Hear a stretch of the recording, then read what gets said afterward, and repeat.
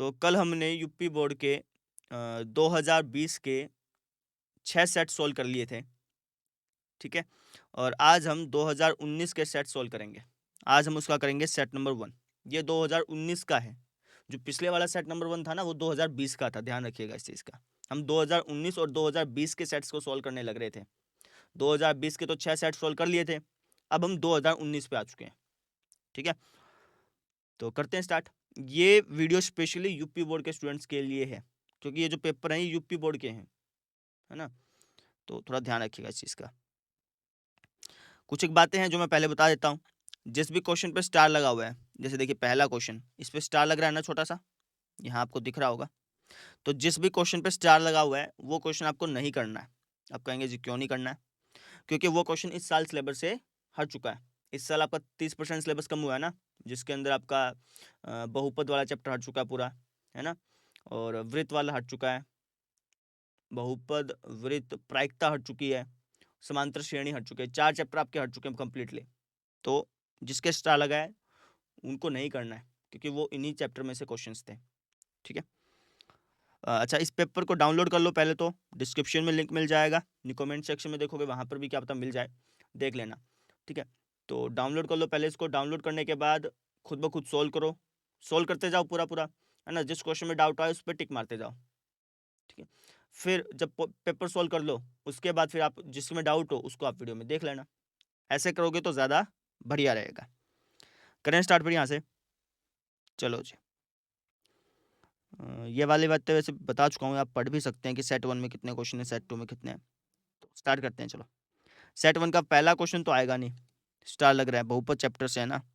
Second question से देखो, ये आपका सेकंड क्वेश्चन है। एक बार मैं चेक कर लूँ कि वीडियो रिकॉर्ड हो रही है कि नहीं हो रही। हो रही है, चलिए। तो आवाज़ सही आ रही होगी। चलो थोड़ा सा माइक ऊपर कर लेते हैं। हाँ जी। तो क्या बोल रहा है क्वेश्चन में? बोल रहा है कि टेंजेंट ए बराबर है 4/3 के, तो सीकेंट ए का मान होगा। टेंजेंट ए की वैल्यू दे रखी है, आपको सीकेंट ए की वैल्यू बतानी है। कैसे बताएंगे, ध्यान से देखिए। तो टेंजेंट ए की वैल्यू कितनी दे रखी है? ये दे रखी है जी 4/3, है ना? सीकेंट ए की वैल्यू बतानी है। एक हमने आइडेंटिटी पढ़ी थी, याद हो तो, एक सरसोमिका पढ़ी थी। 1 प्लस टेंजेंट स्क्वायर ए बराबर होता है सीकेंट स्क्वायर ए के। इसका यूज कर लेते हैं, ठीक है? तो 1 प्लस टेंजेंट ए की वैल्यू कितनी है? 4/3 है ना, इसकी जगह रख दूंगा मैं 4/3 का स्क्वायर बराबर है सीकेंट स्क्वायर ए के। ये बात है। अच्छा, तो ये होगा 1 प्लस 4 का स्क्वायर हो गया 16 और 3 का स्क्वायर हो गया 9 बराबर सीकेंट स्क्वायर ए, ठीक है? अब इसका ले लो एलसीएम। एलसीएम लेंगे तो एलसीएम आ गया 9, यहाँ हो गया 9 कम 9, 9 और 16 25, हो गया 25/9 बराबर क्या? सीकेंट स्क्वायर ए। अब सीकेंट स्क्वायर ए अगर 25/9 के बराबर है तो सीकेंट ए किसके बराबर हो गया? सीकेंट ए बराबर हो गया, इनका रूट 25 का रूट होता है 5 और 9 का रूट होता है 3, तो सीकेंट ए की वैल्यू हो गई 5/3। बात समझ में आ गई? कर लेंगे। तो ये इसका करेक्ट ऑप्शन हो गया, ठीक है? अब आओ जी अगले क्वेश्चन पे।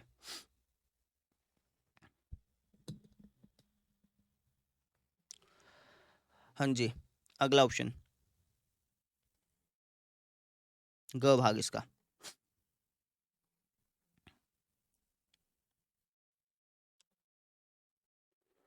देखो क्या बोल क्या है कि 1 से 10 तक की धनात्मक संग संख्याओं का समांतर माध्य होगा।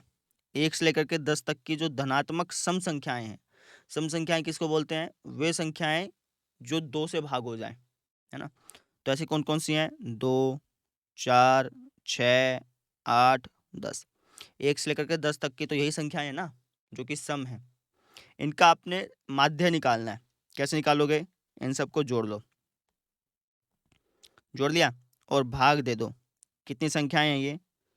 5, 5 से भाग दे दो तो हो जाएगा 10 और 8 18, 18 और 6 24, 24 और 4 28, 28 और 2 28 और 2 हो गया 30।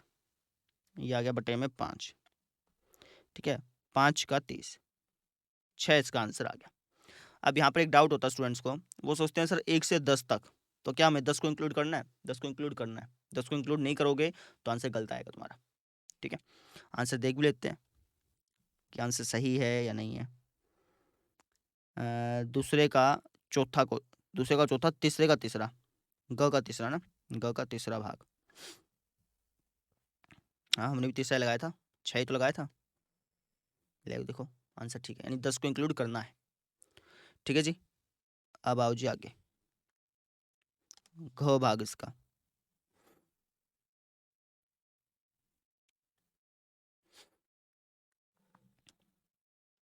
ये वाला क्या बोल रखा है कि शांत दशमलव संख्या में व्यक्त हो सकने वाली परिमेय संख्या होगी। ये आपको कुछ एक परिमेय संख्याएं दे रखी हैं, आपने बताना है कि इनमें से कौन सी परिमेय संख्या शांत दशमलव प्रसार वाली है, ठीक है। कैसे बताते हैं शांत दशमलव प्रसार वाली है या नहीं है? तो उसके लिए हम क्या करते हैं, जैसे ये परिमेय संख्या दे रखी है, इसके फैक्टर कर लेते हैं। 124 बटा 164 है ना, ऊपर नीचे दोनों के फैक्टर कर लो। 124 का अगर तुम फैक्टर करोगे, फैक्टर मतलब टुकड़े, अभाज्य गुणनखंड, ऐसे, तो 2 छके 12, 2 दूनी 4, 2 तिया 6, 2 एकम 2, 31 एकम 31, ठीक है ना। 2 छके 12, 2 दूनी 4, 2 तिया 6, 2 एकम 2, हाँ ठीक है। यानी ये हो गया 2 गुणा 2 गुणा 31 बटे में 164 के कर लो ऐसे ही, 164 के, ये हो गया 2 अट्ठा 16, 2 दूनी 4, 2 चौका 8, 2 एकम 2, फिर 41 एकम 41।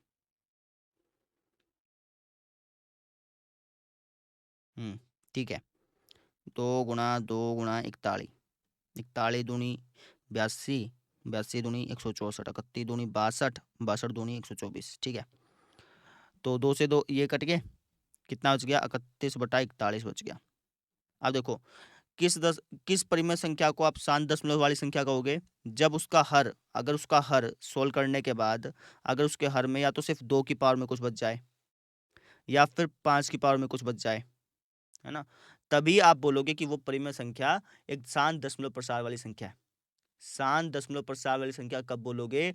जब जब फैक्टर करने के बाद उस परिमेय संख्या का हर, यानी जो नीचे वाला नंबर है वो या तो उसके अंदर सिर्फ 2 की पावर में कुछ हो, या फिर उसके अंदर सिर्फ 5 की पावर में कुछ हो, या फिर उसके अंदर दोनों हो, 2 और 5 दोनों हो। इसके अलावा कुछ भी हुआ ना, तब वो अशांत होगा।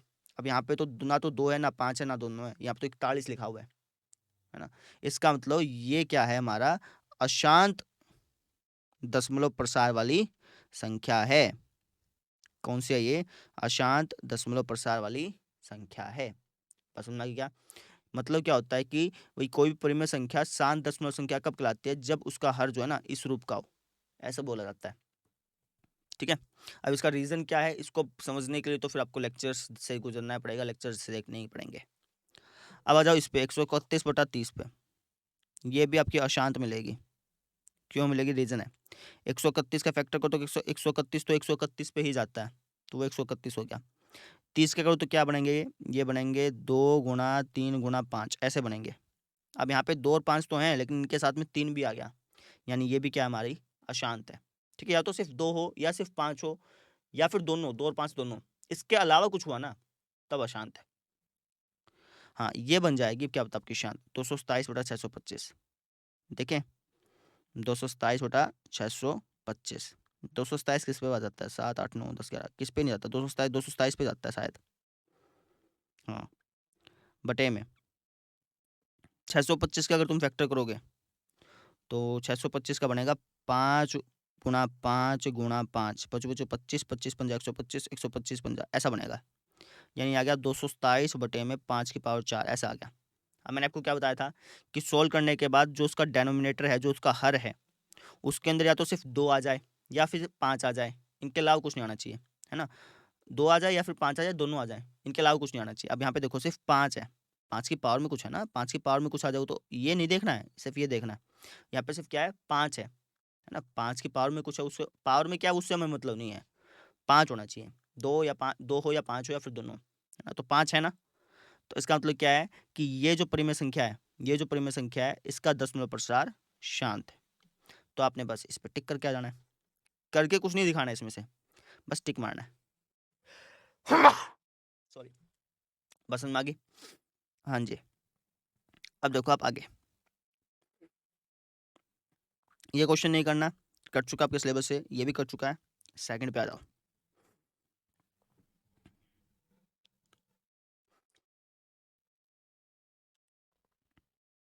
क्या बोल के है कि यदि द्विघात समीकरण P x square minus 2√5 P x plus 15 बराबर 0 के दो मूल बराबर हैं तो पी का मान ज्ञात करो। भाई आपको द्विघात समीकरण दे दी, ये द्विघात समीकरण दे दी और बोल दिया कि इसके दो मूल बराबर हैं तो पी का मान ज्ञात करना है। ठीक है, तो अगर इसके दो मूल बराबर हैं, इसका मतलब ये होता है कि इसका जो विविक्तर है ना वो 0 के इक्वल आया होगा।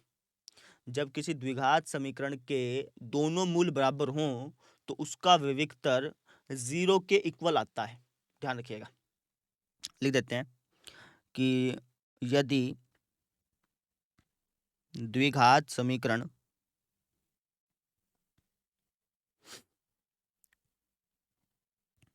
के दो मूल समान हैं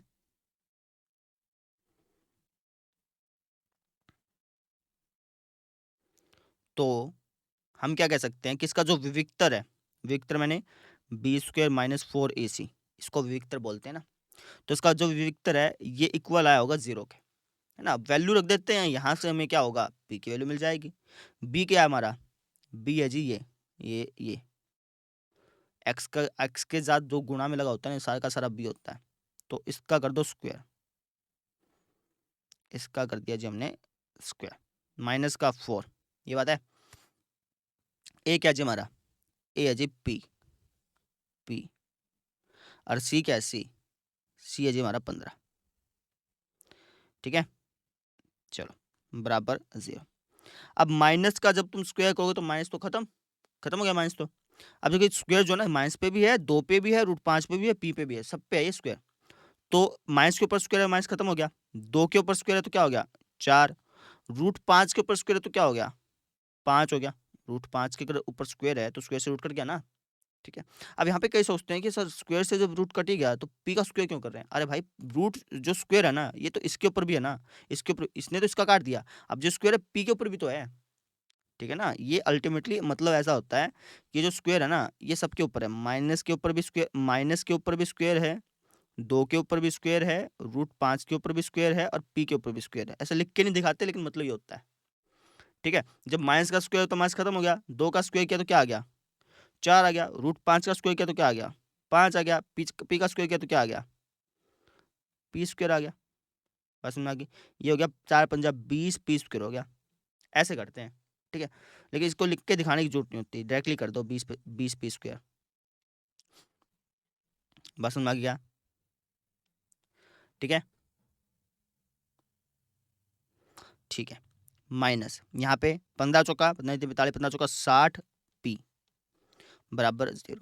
अब इन दोनों में क्या कॉमन है बताओ, 20 पी कॉमन है, यहाँ पे क्या बच गया पी, यहाँ पे क्या बच गया 20 दिया 60, है ना, बराबर 0। तो इसका मतलब यह होगा कि 20 पी 0 के बराबर हो सकता है, इसका मतलब यह होगा कि 20 पी बराबर हो सकता है 0 के, या फिर p-3 जो है ये 0 के बराबर हो सकता है। तो अगर 20 पी 0 के बराबर है तो p की वैल्यू क्या आ गई 0/20, यानी p की वैल्यू आ गई 0। अगर ये 0 के बराबर है तो यहाँ से p की वैल्यू क्या आ जाएगी 3 आ जाएगी। ठीक है, तो इस तरीके से हमने करना था, p की वैल्यू आ गई हमारी। बात समझ में आ गई, p की वैल्यू 0 भी हो सकती है लेकिन p की वैल्यू 0 नहीं होगी।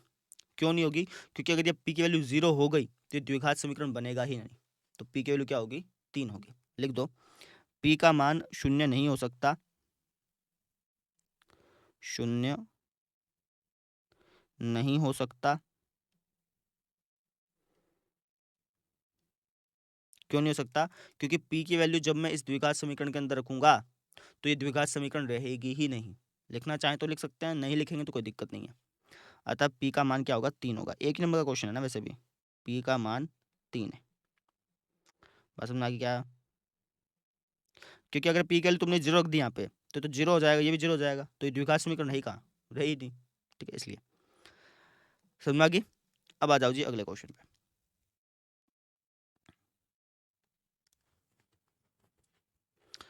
अब देखो आप तीसरा क्वेश्चन इसका, ग भाग।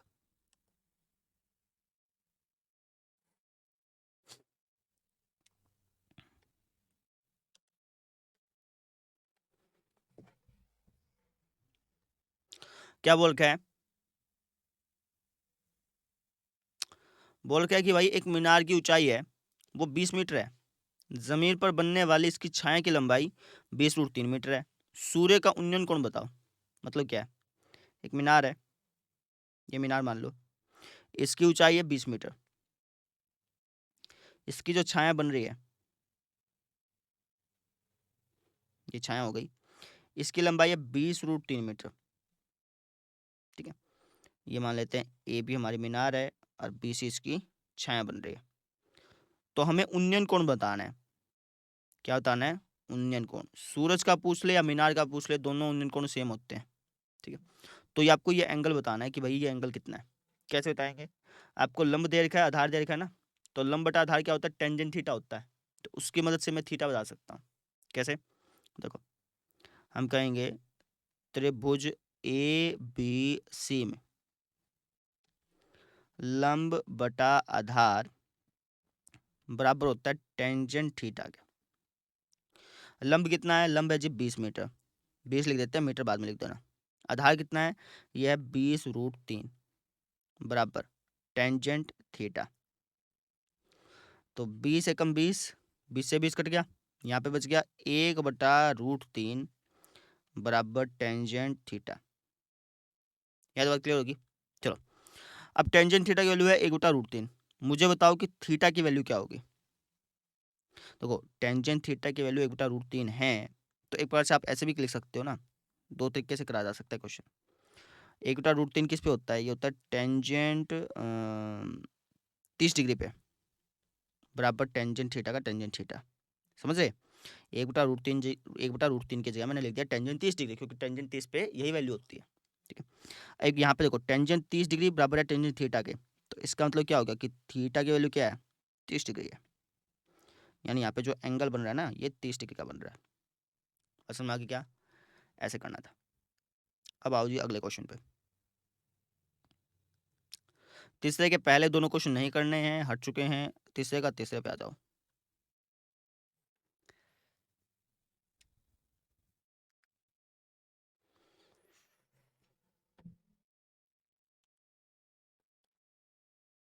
देखो, क्या बोल क्या है कि द्विघात समीकरण ज्ञात कीजिए जिसके मूल 3 और 1/3 हो। द्विघात समीकरण ज्ञात करनी है और इसके मूल दे रखे हैं। ठीक है, कैसे ज्ञात करेंगे इसको? करने के ऐसे तो दो तरीके हैं। एक तो बहुपद के तरीके से आप इसको सॉल्व कर सकते हो, एक समीकरण के तरीके से भी इसको सॉल्व किया जा सकता है। किस तरीके से करें? समीकरण के तरीके से कर लेते हैं। जैसे मान लीजिए कि मेरे पास एक समीकरण है x² प्लस में 4x प्लस में 4, है ना, ये एक समीकरण है। तो जब मैं इसको सोल्व करता हूँ तो x की वैल्यू मुझे मिलती है -2 मिलती है। आप सोल्व करके देखें ना, तो ये वैल्यू मिलेगी आपको। ठीक है, ठीक है, तो ये दोनों वैल्यू आएंगे आपके। ठीक। अब मैं अगर आपसे कहूँ कि यार इससे पहले वाला स्टेप बताओ मुझे, x बराबर -2 आया तुम्हारा, इससे पहले क्या होगा? यहाँ पे लिखा होगा x प्लस 2, यहाँ पर भी x प्लस 2 बराबर 0, कुछ ऐसा लिखा होगा। तभी तुमने इसको 0 के बराबर रखा तो x की वैल्यू -2 आ गई, इसको 0 के बराबर रखा तभी x की वैल्यू -2 आ गई, है ना, ऐसे होगा। तो सेम चीज़ यहाँ पे है, कोई समीकरण है, हमें नहीं पता कि द्विघात समीकरण क्या है, हमें नहीं पता उस चीज़ का। ठीक है, अच्छा, तो उसको जब हमने सोल्व किया, ऐसे सोल्व करने पर x की दो वैल्यू आ गई, एक तो आ गई 3 और एक आ गई 1/3, ऐसे बोल दिया। अब मुझे ये दे रखी है, ये वैल्यू दे रखी है, मुझे वापस यहाँ पे पहुँचना है, तो मैं पहुँच सकता हूँ ना। कैसे? इससे पहले वाला स्टेप क्या होगा? इससे पहले वाला स्टेप होगा x-3 x - 1/3, यही होगा। x बराबर अगर 3 और 1/3 वैल्यू आ रही हैं तो इससे पहले वाला स्टेप तो यही होगा ना, x-3 x - 1/3 बराबर 0। तभी तो इसको 0 के बराबर रखा तब 3 आया, इसको 0 के बराबर रखा तो 1/3 आया। अब मैं इसकी मल्टीप्लाई कर लूँगा, मल्टीप्लाई करते करते करते करते मैं ऊपर पहुँच जाऊँगा। बात समझ में आ गई क्या? तो करते हैं जी स्टार्ट। चलो, तो मैं लिख दूंगा कि भाई अगर अगर द्विघात समीकरण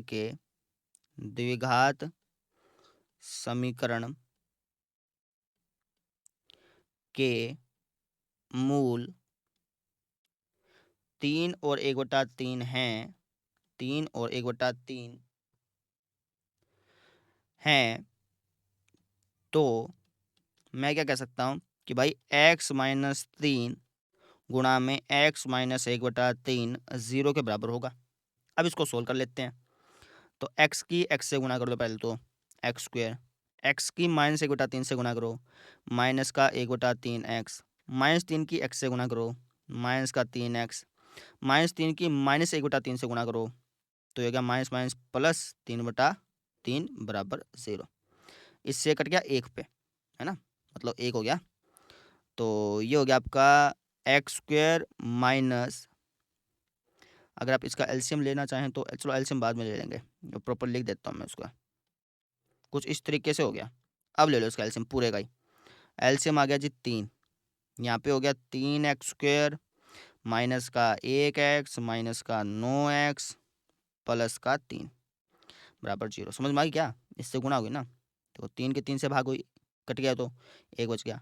3 के यहाँ पे कुछ था ही नहीं, तो 3 3 9, 3 कम 3 ऐसा, 3 3 3 कम 3, बस समझ में आ गई। अब ये 3 भाग में है, इस तरफ लेके जाओगे तो गुणा हो जाएगी, 0 से गुणा करी तो खत्म हो जाएगा। ये होगा 3x² माइनस का 10x प्लस का 3 बराबर 0। यानी ये जो द्विघात समीकरण है ना, इसके मूल जो हैं वो 3 और 1/3 है। इसको करने का एक दूसरा तरीका भी है, लेकिन इस तरीके से आपको करा दिया। बस समझ में आ गई। आंसर चेक करते हैं। 3x² माइनस 10x प्लस 3, हमारा भी तो ये आया था, 3x² माइनस 10x प्लस 3। ठीक है जी, बहुत सही आंसर आया है भैया, क्या बात करती हो। चलो जी, अब अगला क्वेश्चन, तीसरे का घ।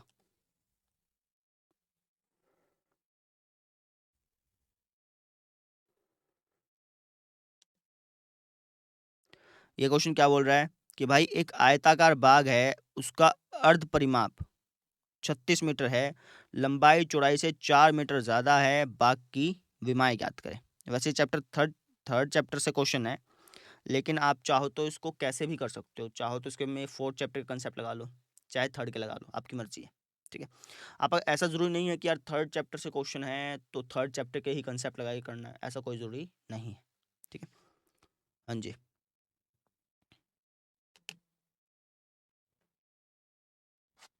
चलो कैसे करेंगे फिर, हम लिखेंगे यहाँ पे आयताकार बाग का अर्ध परिमाप। नहीं, सबसे पहले तो अपने लिखनी पड़ेगी आयताकार बाग की चौड़ाई, मान लेंगे ना, माना आयताकार बाग की चौड़ाई,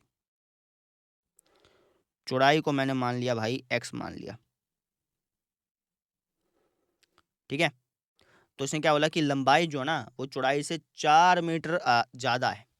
तो अगर आयताकार बाग की चौड़ाई x है, तो इसकी अगर मैं लंबाई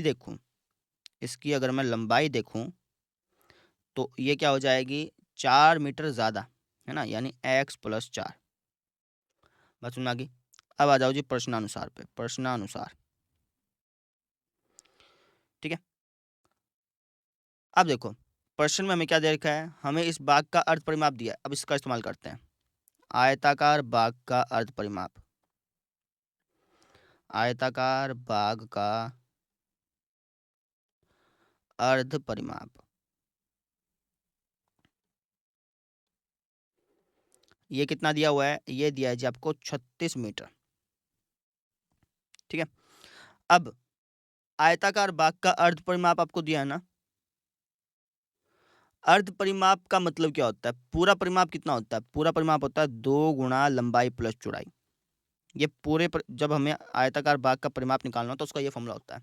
अब निकालना है अर्ध परिमाप। अर्ध परिमाप क्या होगा, इसका आधा कर दो भाई, ये होगा, ये आपको बराबर दे रखा है 36 मीटर के, है ना, मीटर हटा देते हैं यहाँ से एक बारी, तो 2 से 2 कट गया।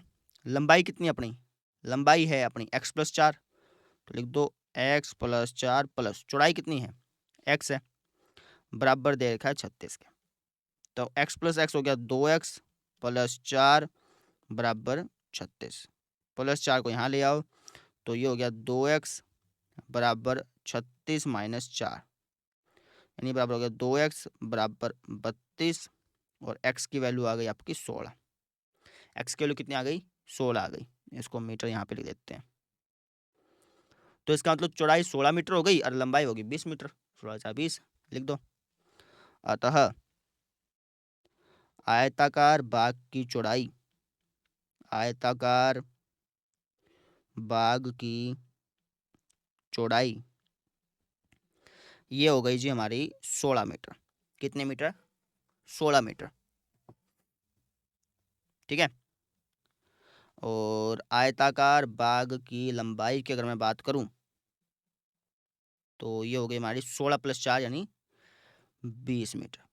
बात क्लियर है? लो भाई, कल एक कमेंट भी आया था कि सर स्क्रीनशॉट दे दिया करो, तो स्क्रीनशॉट से बढ़िया कि लिख लिया करो, बढ़िया रहेगा। लिख लो इसको, वीडियो पॉज करके। चलें आगे। चलो जी,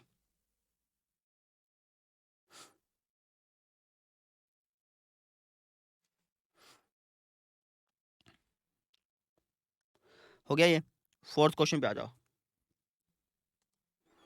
फोर्थ क्वेश्चन का पहला पार्ट। ये वाला क्वेश्चन तो कितनी बार करा चुके हैं, कितनी बार, हद से ज़्यादा बार। ठीक है ना, तो इसको करके जाइएगा। एक तो प्रश्नावली 1.3 उसको पूरा करके जाइएगा। आप ऐसे मत समझिएगा कि यार सैंपल पेपर वाइज करूँगा, नहीं। प्रश्नावली 1.3 पूरी अच्छी तरह से रट के जाइएगा। सीधी सी बात है, रट। अब ये कब कभी क्या कहते हैं रटना, रटने का मतलब यार कि अच्छी तरह से कर लेना, उसको 4-5 बार निकाल लेना। दूसरी बात, जो आपका 11 चैप्टर है उसको कंप्लीटली करके जाना है ना। 11 चैप्टर में से कहीं से बाहर से क्वेश्चन नहीं आएगा। 11 चैप्टर पूरा का पूरा एनसीईआरटी से आएगा, तो 11 चैप्टर को कंप्लीटली कर जा। आएगा तो सारा का सारा पेपर ही एनसीईआरटी से, कोई भी बाहर से नहीं आएगा। कोरोना टाइम वैसे चल रहा है, आसान पेपर आएगा। लेकिन फिर भी दो चीज़ें मैं आपको बताई, एक तो 1.3 एक्सरसाइज और एक आपकी 11वां चैप्टर।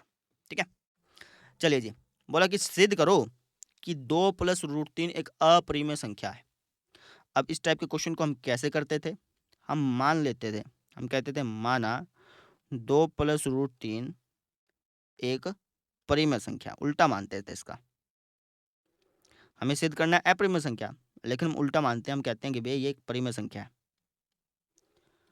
अब ये एक अगर परिमेय संख्या है तो मैं इसको लिख सकता हूँ बराबर किसके?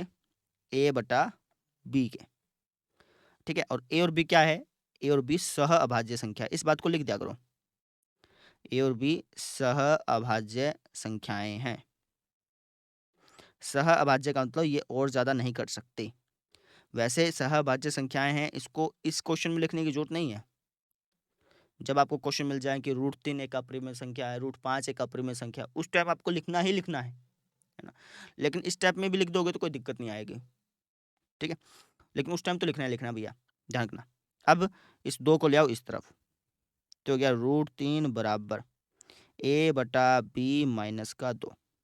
तो हो गया √3 बराबर एलसीएम आ गया भाई b, ये हो गया a - 2b। बस समझ में आ गई? √3 किसके बराबर हो गया? a - 2b/b के। अब देखो ये बटे में आई है ना, इसका मतलब ये परिमेय संख्या है। अब अगर ये परिमेय संख्या है तो √3 भी एक परिमेय संख्या होनी चाहिए।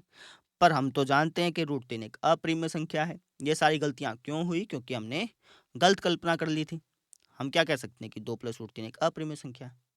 इस तरीके से हम लिख देंगे। अब इसके पीछे का लॉजिक जानना है तो लेक्चर देखने पड़ेंगे।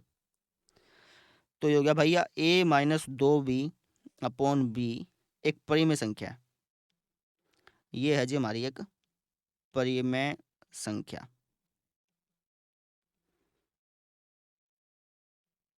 अब अगर ये परिमेय संख्या है तो √3 भी एक परिमेय संख्या होनी चाहिए।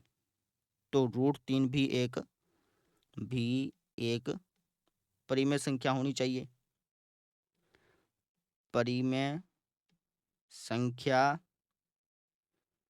होनी चाहिए। ठीक है, पर √3 तो एक अपरिमेय संख्या भैया। पर √3 तो एक अपरिमेय संख्या है।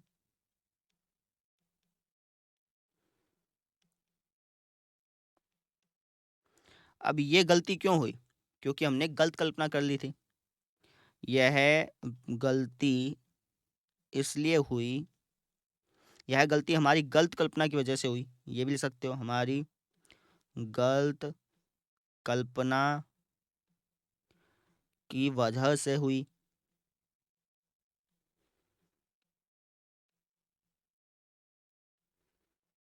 ठीक है, अतः मैं क्या कह सकता हूँ, मैं कह सकता हूँ कि भाई √3 जो है ना वो एक क्या है, √3 नहीं, 2 + √3, 2 + √3 जो है, 2 + √3 एक अपरिमेय संख्या है, ऐसे कह सकता हूँ।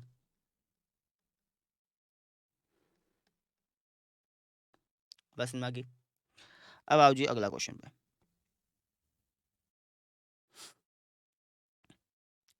हाँ जी, चौथे का ख भाग देखो इसका।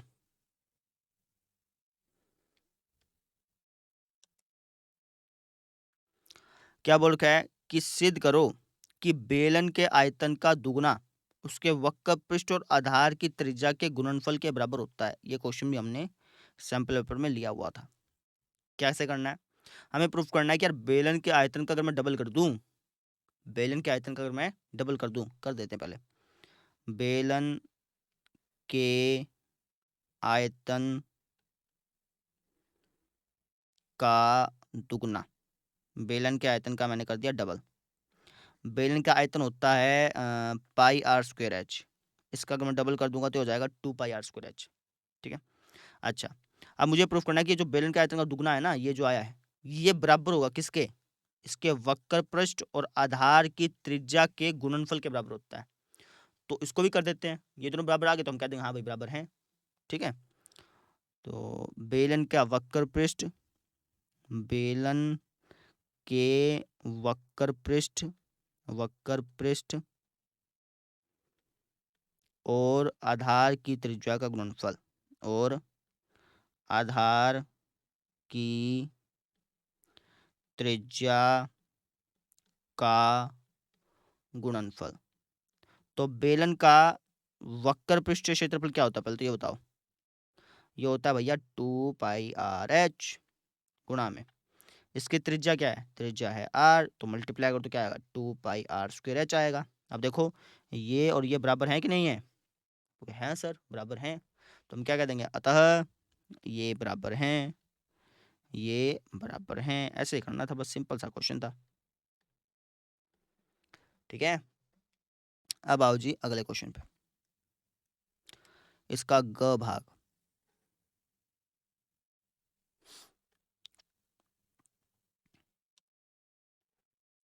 क्या बोल रखा है कि भाई साइन 3a बराबर है इसके, जहाँ पे 3 एक न्यून कोण है, ए का मान बता दो, बता देते हैं। तो हमें दे रखा है कि साइन 3a बराबर है कोस a - 26 डिग्री के, ये बात दे रखी है। ठीक है, तो साइन 3a को मैं लिख सकता हूँ कोस 90 डिग्री -3 है। अब कहेंगे सर ऐसे कैसे लिख सकते हैं, साइन 3a को ऐसे कैसे लिख सकते हो, एक हमने फॉर्मूला पढ़ा था 8.3 में कि साइन a बराबर होता है कोस 90 डिग्री -1 के, याद हो तो आपको, नहीं है तो यार एक्सरसाइज को देखो, आपका बेसिक कमजोर है। तो साइन ए अगर कोस 90 -1 के बराबर है, तो ए की जगह अगर मैं यहाँ पे 3a लिख दूं तो यहाँ पे भी तो 3a हो जाएगा, समझ में आ गई। ठीक है, इसका मतलब ये हो गया कि साइन 3a को मैं ऐसे लिख सकता हूँ, इसमें लिख दिया भाई, बराबर कोस a - 26 डिग्री का a - 26 डिग्री। अब यहाँ पे देखो कोस 90 डिग्री -3a आ रहा है, और यहाँ पे आ रहा है कोस a - 26, कोस और कोस तो सेम है ही, है ना, तो इसका मतलब ये होगा कि ये वाला जो एंगल है इस एंगल के बराबर होगा ना। दिस इम्प्लाइज का निशान लगाना, लिखना कि यार 90 डिग्री -3a बराबर होगा a - 26 डिग्री के। याद बात समझ में आ गई, a को ले आओ इस तरफ, 90 को भेज दो उस तरफ। ठीक है, -3a -a बराबर -26 डिग्री -90 डिग्री।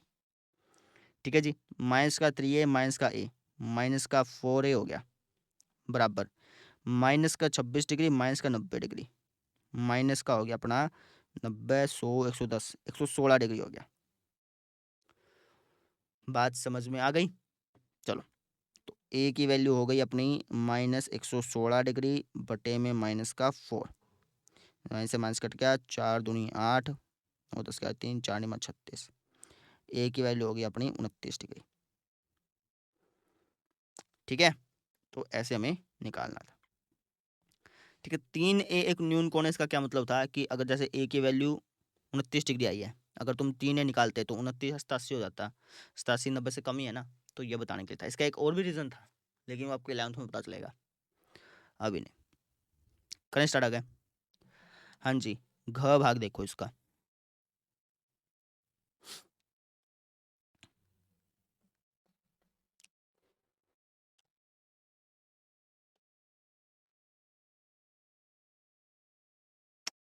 देखो जी, क्या बोल रखा है कि उस बिंदु के निर्देशांक ज्ञात करो जो बिंदु -1,7 और 4,-3 को मिलाने वाले रेखाखंड को 2:3 के अनुपात में विभाजित करता है। यानी आपको निर्देशांक ज्ञात करने हैं। 2 पॉइंट हैं, तो ऐसे मान लो, एक पॉइंट है ये -1,7, दूसरा पॉइंट है 4,-3, और बीच में कोई पॉइंट है जो इस रेखाखंड को 2:3 में बांट देता है ना। इस पॉइंट के कोऑर्डिनेट मान लेता हूँ मैं x, y। मुझे यहाँ पे x और y की वैल्यू पता करनी है, तो मैं लिख दूंगा यहाँ पे विभाजन सूत्र से। विभाजन सूत्र से मैं क्या कह सकता हूँ कि ये जो x है ना, ये जो x की वैल्यू है, ये बराबर होगी किसके? m1 x2, 2 की 4 से गुणा कर लो, 2 गुणा 4 प्लस में m2 x1। समझ में आ गई? इसकी तो हम करते हैं इससे गुणा, और इसकी हम करते हैं इससे गुणा। फॉर्मूला याद हो तो आपको, पहले फॉर्मूला ले लेते हैं, गड़बड़ी हो जाएगी खामखा। ठीक है, 2 मिनट रुको, रंग डिजाइन के चक्करों में गड़बड़ी हो जाएगी भैया।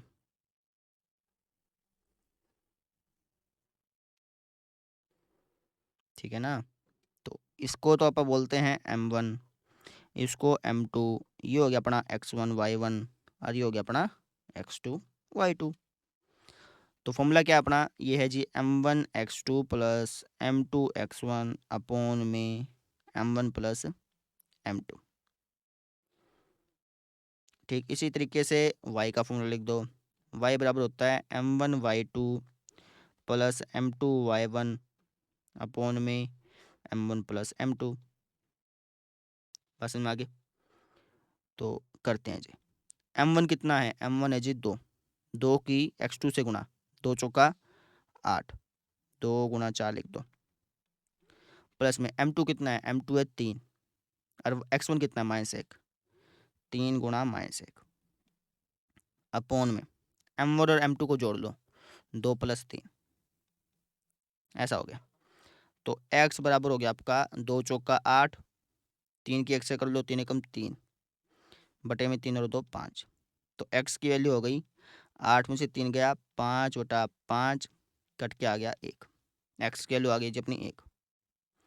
y पे आ जाओ, तो y बराबर m1 y2, m1 की y2 से गुणा कर लो, 2 की -3 से गुणा करो, 2 गुणा -3 प्लस में m2 y1, 3 की 7 से, 3 की -7 था क्या? 7 है, 3 की 7 से गुणा कर लो, बटे में इन दोनों को जोड़ लो, m1 m2 को, 2 और 3 5 हो गया। ठीक है, तो y बराबर हो गया -6 प्लस का 21 बटे में 5। तो y बराबर हो गया 15 बटे में 5, 5 दिए 15। तो y की वैल्यू हो गई जी 3। y की वैल्यू 3 हो गई, और x की वैल्यू कितनी हो गई? 1 हो गई। बात समझ में आ गई? कर लेंगे, कोई दिक्कत तो नहीं है। चलो फिर, हाँ जी, अगले क्वेश्चन पे आओ। ये हो गया पांचवा क्वेश्चन करते हैं। इसके अंदर सिर्फ 2 ही करने हैं अपने ने, छठे के फिर 4 करने पड़ेंगे भाई साहब। पांचवे के तो सिर्फ 2 ही करने हैं, क्योंकि 2 पे तो स्टार लग रहा है।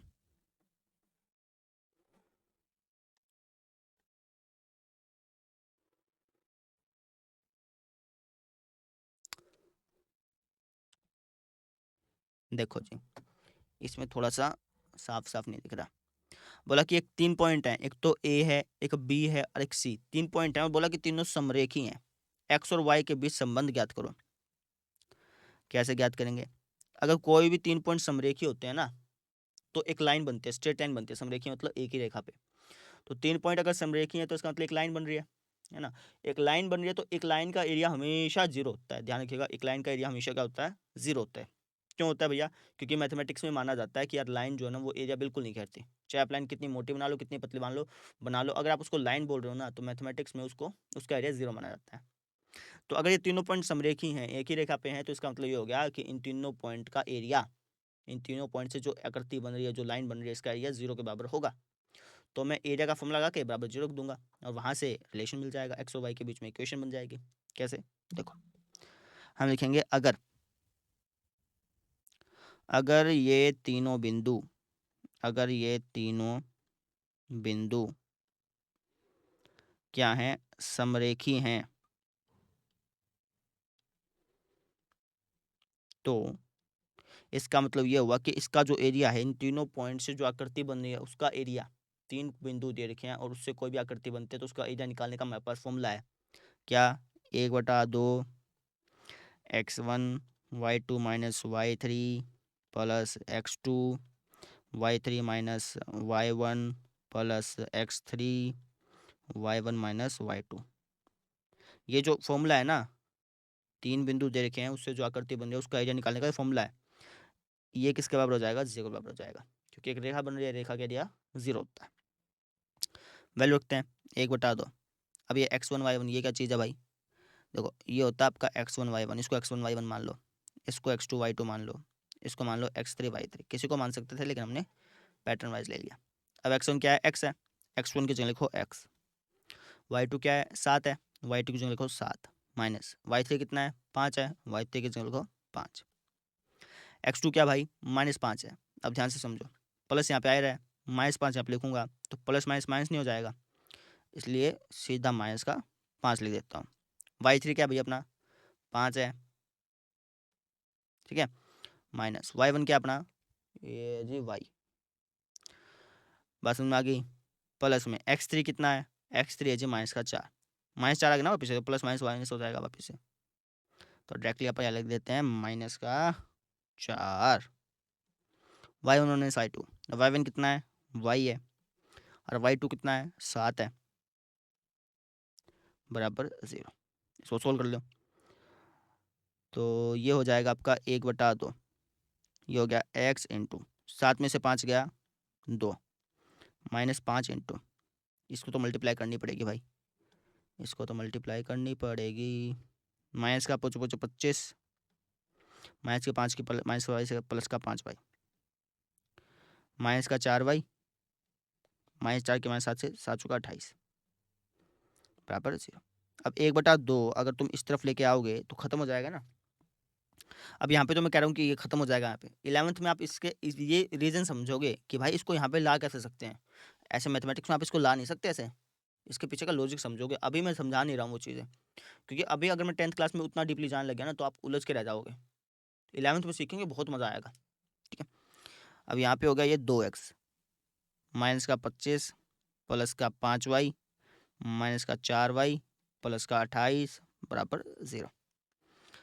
तो ये हो गया जी आपका 2x, 5y में से 4y गया, प्लस का y माइनस का 25 प्लस का 28 प्लस का 3 बराबर 0। आंसर देख लेते हैं, मुझे लग रहा है कि गलत क्यों आ रहा है ये। 2x plus 3y plus 3, 2x plus Y plus 3 बराबर 0, ठीक है, बिल्कुल ठीक है। वो निर्मल बाबा नहीं आता थे क्या? निर्मल बाबा करके आते थे एक, तो वो ऐसे कहते थे कि यार मेरे को दृष्टि में आ रहा है कि यहाँ कुछ गलती हो रहा है, तो वैसे वाली फीलिंग आई। बस में आ गई, कर लेंगे। अब आ जाओ जी अगले क्वेश्चन पे।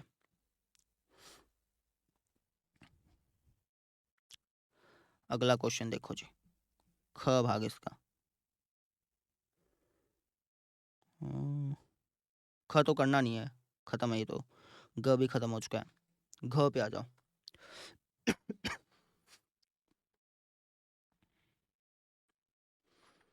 देखो जी, क्या बोल रखा है कि यदि निम्नलिखित सारणी में विद्यार्थियों के प्राप्तांकों का समांतर माध्य 25 है, तो x का मान ज्ञात करो।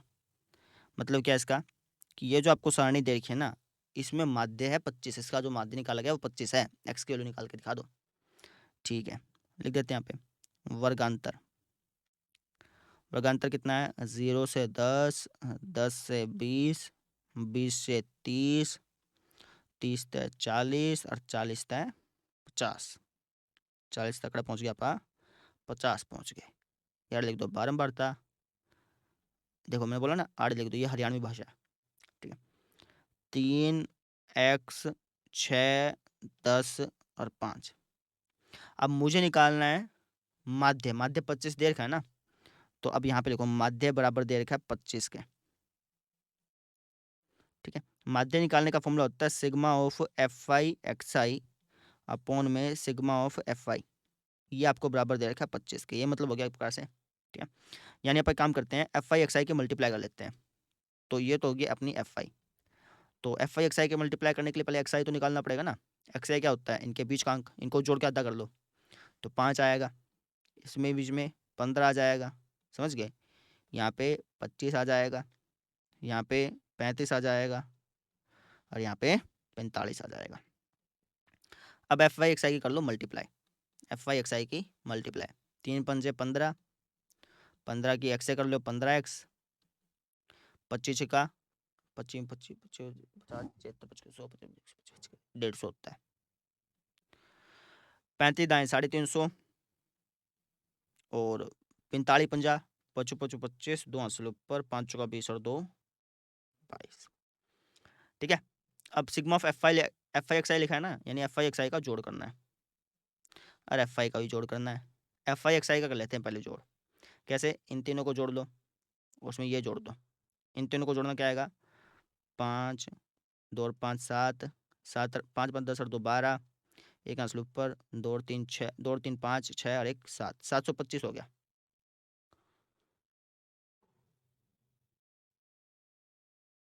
हाँ ठीक है, 725 में 15 जोड़ लो तो 740 हो गया। ये हो गया 740 प्लस में 15x। इसको नहीं जोड़ना है, ठीक है, क्योंकि इसके साथ x लगा है ना, इसको नहीं जोड़ सकते तुम ऐसे। तो तुमने बाकियों को जोड़ लिया, इसको बाद में लिख दिया प्लस 15x। सेम चीज़ यहाँ पे करो भाई, इनको जोड़ो। 10 और 5 15, 15 और 6 21 22 23 24, 24 प्लस x हो गया।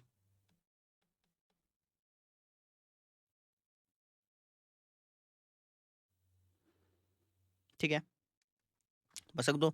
Sigma of F I X I क्या आया? एफ आई एक्स आई का जोड़ कितना आया? ये आया 740 प्लस में 15x अपॉन में एफ आई का जोड़ कितना आया? 24 प्लस में x बराबर क्या है? 25 का। भाग में यहाँ ले आओ तो ये हो गया आपका 740 प्लस 15x बराबर 25 गुणा 24 प्लस x। ये हो गया फिर आपका 740 प्लस 15x बराबर 25 की 24 से गुणा करो, 25 250 250 500, 25 चौका 100, 600 हो गया। प्लस में 25 के x से कर लो 25x, 600 को भेज दो भाई उस तरफ, इसको ले आओ इस तरफ। तो 700 में से 740 में से 600 घटाओगे तो 140 बचेगा। यहाँ पे बच गया आपका 10x, 10 को वहाँ भेज दो मतलब भाग में, तो x की वैल्यू आ गई 14। आंसर देख लेते हैं ठीक है कि गलत है। ठीक है भाई, बिल्कुल सही है, चमकता धमकता। अब आ जाओ जी छठे क्वेश्चन पे। हाँ जी, छठे क्वेश्चन को करना है, करें स्टार्ट फिर। लो जी, पहला क्वेश्चन देखो छठे का।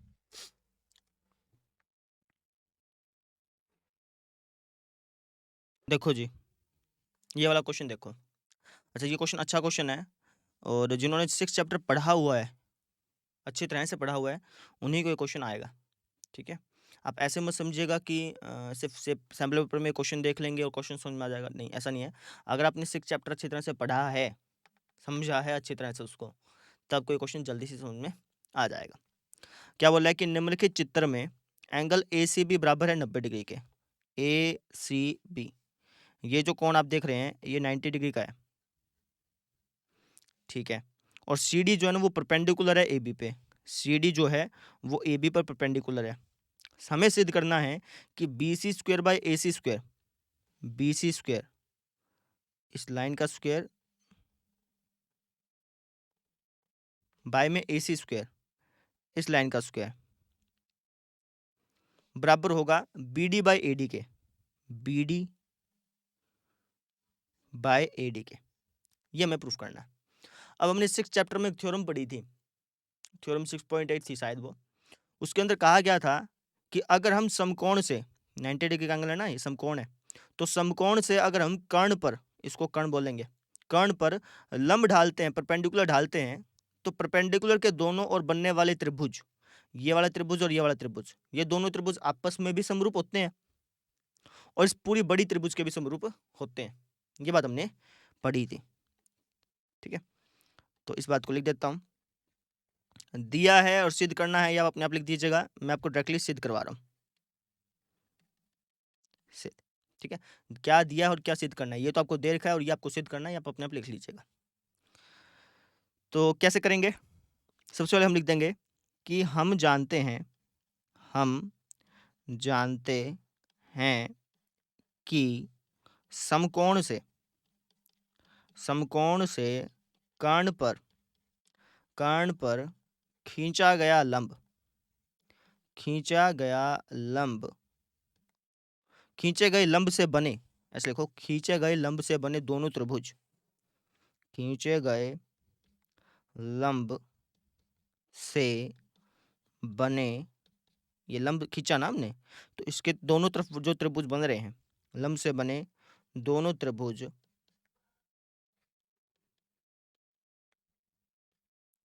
आपस में भी समरूप होते हैं, आपस में भी समरूप होते हैं, और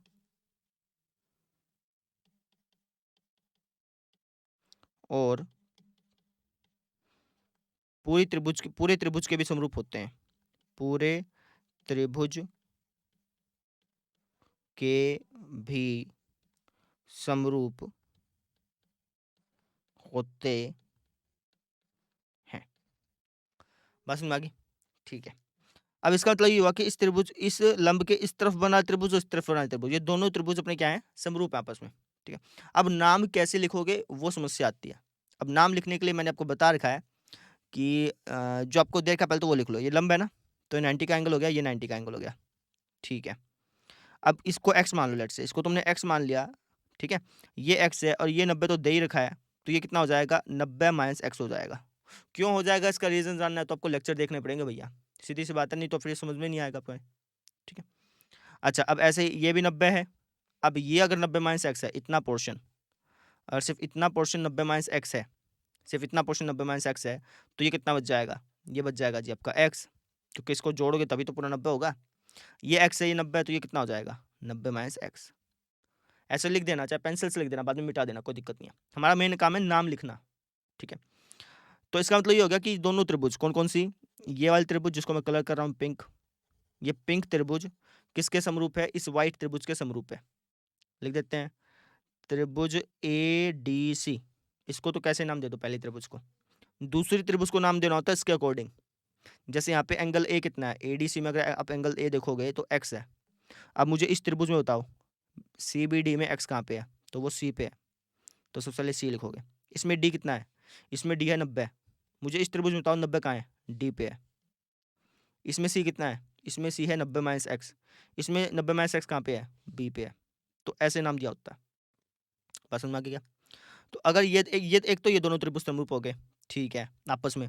अब ये जो छोटी पिंक वाली त्रिभुज है, ये पूरी बड़ी त्रिभुज के भी समरूप है, इसको लिख देते हैं, यहाँ पे थोड़ी जगह छोड़ रहा हूँ मैं, काम आएगी ना आगे। त्रिभुज इसका तो कैसे नाम दे दो, एडीसी नाम दे दो, इसका कोई दिक्कत नहीं है। दूसरे त्रिभुज का नाम दोगे ना वो इसके अकॉर्डिंग होना चाहिए। अब देखो थोड़ा जूम आउट करते हैं, एडीसी है ना, अब इसका एंगल ए कितना है, एक्स है। मुझे पूरी बड़ी त्रिभुज में बताओ कि एक्स कहाँ पे है। पूरी बड़ी त्रिभुज का मतलब देखो, पूरी बड़ी त्रिभुज को अगर आप देखोगे तो इसके अंदर 3 एंगल हैं। अगर हम पूरी बड़ी त्रिभुज की बात करें ए बी सी की, तो इसके अंदर 3 एंगल बन रहे हैं। कौन कौन से, एक तो ये बन रहा है जो कि एक्स है, एक ये बन रहा है पूरा पूरा, ये क्या है 90 है, टोटल पूरा 90 है ना, ठीक है। और एक ये बन रहा है, ये क्या है 90 माइनस एक्स है। तो मुझे बताओ कि यहाँ पे ए पे क्या है, एक्स। पूरे त्रिभुज में एक्स कहाँ पे है, ए पे ही है, तो यहाँ पे ए ही लिखोगे। यहाँ पे डी लिखा है, डी कितना है, 90। पूरी त्रिभुज में 90 कहाँ पे है, सी पर है। पूरी बड़ी त्रिभुज में 90 तो सी पर ही है, तो सी लिखोगे। यहाँ पे सी कितना है, यहाँ पर सी है 90 माइनस एक्स। इस पिंक त्रिभुज की बात कर रहा हूँ, 90 माइनस एक्स। पूरी बड़ी त्रिभुज में 90 माइनस एक्स कहाँ पे है, बी पे है। तो ऐसे नाम दिया जाता है। समझ में आ गई? चलो आगे तो अच्छी बात है, ठीक है। अच्छा, अब आ जाओ जी। अब मैंने क्या कर दिया, इन दोनों त्रिभुज को आपस में समरूप दिखा दिया। इस छोटी वाली त्रिभुज को पूरी बड़ी त्रिभुज के समरूप दिखा दिया। अब हम क्या करेंगे, इस त्रिभुज को भी पूरी बड़ी त्रिभुज के समरूप दिखा देंगे। हर बार ऐसा ही करना होता है जब आपको इस टाइप का क्वेश्चन मिल जाए। किस टाइप का भाई, कह रखा हो कि ये समकोण है और उसके सामने हमने एक परपेंडिकुलर डाला है। इस टाइप का क्वेश्चन जब भी आ जाए ना, आपको हमेशा ऐसा करना, हमेशा ध्यान रखिएगा इस चीज़ का, ठीक है। अच्छा, अब मुझे ये बताओ, ये पिंक त्रिभुज ले ली मैंने, इसके अंदर इसका कैसे भी नाम दे दो, कोई दिक्कत नहीं है। इसका नाम दे दिया हमने सी डी बी, है ना। अब इसका एंगल सी कितना है, इसका एंगल सी है एक्स। पूरी बड़ी त्रिभुज में एक्स कहाँ है, ए पे है। इसका एंगल डी कितना है, 90। पूरी बड़ी त्रिभुज में 90 कहाँ है, सी पे है। तो इसका नाम भी ए सी बी हो गया, ऐसे नाम देते हैं, ठीक है। अब ये दोनों त्रिभुज अगर समरूप हैं तो इनके संगत भुजाओं का अनुपात बराबर होगा, यानी A D by C D. समझ रहे हो, A D by C D बराबर होगा किसके, D C by D B के, D C by D B. और ये बराबर होगा किसके, ए सी बाई सी बी के, ए सी बाई सी बी के। ऐसे इसमें देखो, A D by A C, A D by A C, ये बराबर होगा D C by C B, D C by C B. और ये बराबर होगा A C by A B, A C by A B, है ना। अब ऐसे इसमें देख लो, C D by A C, C D by A C, ये बराबर होगा D B by C B, D B by C B. और ये बराबर होगा C B by A B, C B by A B के। बात समझ में आ गई यहाँ तक, ठीक है। अब मुझे जो प्रूफ करना है उसको देखूंगा मैं। प्रूफ करना है B C square by A C square, यानी हमें कैसे न कैसे करके B C square A C square लाना पड़ेगा। कैसे लेके आऊँ, अब यहाँ पे देखो जोड़े बनाने पड़ेंगे तुम्हें। यहाँ पे ए डी सी डी, देखो सी डी का जोड़ा बन रहा है ना, इसको पकड़ लो उठा के फिर, क्योंकि यहाँ पे सी डी का जोड़ा बन रहा है। और किसी का जोड़ा बन रहा है, P D C B, C D का जोड़ा तो बन रहा है। सी डी के जोड़े की जरूरत ही नहीं थी वैसे तो। इसमें देखो फिर, इसका वैसे और किसी का जोड़ा नहीं बनाना, जोड़े देखने बस तुम्हें, जोड़े बनाने हैं। समझ गए जोड़े कैसे, जैसे यहाँ पे देखो, यहाँ पे ए सी है और यहाँ पे ए सी है, तो इन दोनों को ले लेंगे, क्रॉस मल्टीप्लाई कर देंगे।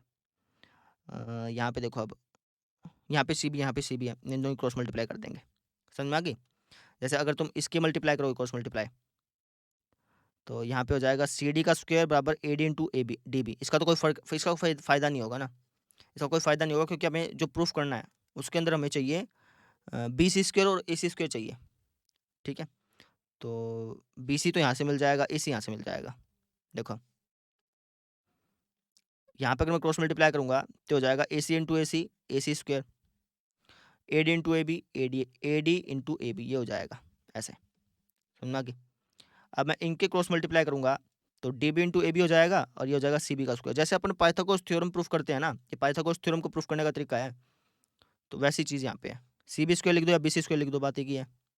बी सी स्क्वायर लिख देता हूँ क्योंकि क्वेश्चन में बी सी स्क्वायर है ना जो प्रूफ करना है, ठीक है। तो यहाँ पे मैं लिख देता हूँ बी सी स्क्वायर बराबर हो जाएगा किसके, D B into A B, D B into A B, ऐसा। इसको समीकरण 1 मान लो, इसको समीकरण 2 मान लो। बस आ गया यहाँ तक, नोट कर लो।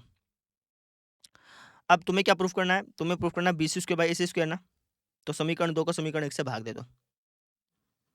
समीकरण 2 को 1 से भाग देने पर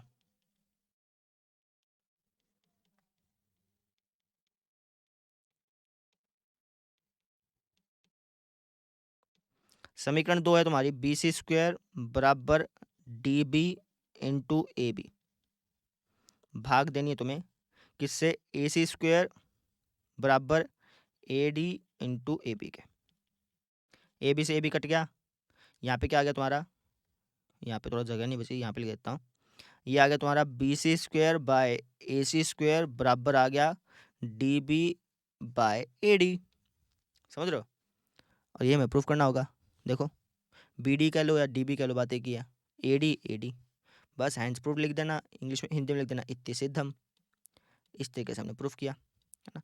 अब ये क्वेश्चन मैंने आपको पहले बताया था कि ये क्वेश्चन उसको समझ में आएगा जिसने 6 चैप्टर अच्छी तरह से पढ़ा होगा। सिर्फ ऊपर ऊपर से 2-4 क्वेश्चन करे होंगे, पूरे साल मेहनत नहीं करी होगी तो ये क्वेश्चन समझ में नहीं आएगा, पहले बता दिया था मैंने आपको, ठीक है। तो नोट कर लो। अब चलते हैं आगे। अब इसी क्वेश्चन में अगर मान लो आपसे बोल देता कि यार प्रूफ करो कि कर्ण का स्क्वायर बराबर होता है आधार का स्क्वायर प्लस लंब का स्क्वायर, मतलब पाइथागोरस थ्योरम का प्रूफ बोलता, तब भी हम कर सकते थे, इतना सेम प्रोसेस था। इसके बाद हमें इन दोनों को जोड़ना होता, ठीक है। ये चीज़ है, बस में आगे। अब आओ जी आगे।